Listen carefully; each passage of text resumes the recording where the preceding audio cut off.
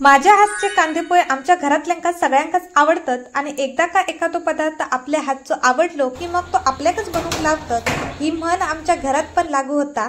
हे हाय आईन माझ्याकडे पोह्यांची ऑर्डर दिल्यान तर मी लगेचच पोहे बनवून घेतलंय। पोहे नीट करून धुवून घेतलंय आणि नंतर फोडणीची तयारी केलंय। बघता बघता फोडणी देऊ सुरुवात। आई हवे मग चांगले बनवूकच हवे असं म्हणत होते। तर थोड्या वेळात माझ्या लक्षात आलं की पोह्यांसाठी लागणारो मेन इन्ग्रेडियंटच अवेलेबल नसा। हिरवे मिरची नव्हते। मग मी एवढी मेहनत केली ती फुकट घालवची कशी म्हणून डोक्यात चालवलंय। तर आमच्याकडे ना जेव्हा कधी हिरवे मिरची नसतील तेव्हा तिखट वापरून कांदेपोहे बनवले जातात। अशी छोटी मोठी ॲडजस्टमेंट तर करूचीच लागता मंडळी। अशा प्रकारचे पोहे तुम्ही सुद्धा बनवला असाल कमेंट करून मला नक्की सांगा। पटापट 0 मिनिटात तिखट मीठ हळद टाकून फोडणी दिलंय आणि चांगलो कांदो परतून घेतलंय आणि मग लगेचच धुवून घेतलेले पोहे सगळे एकदाची कढईत टाकलंय।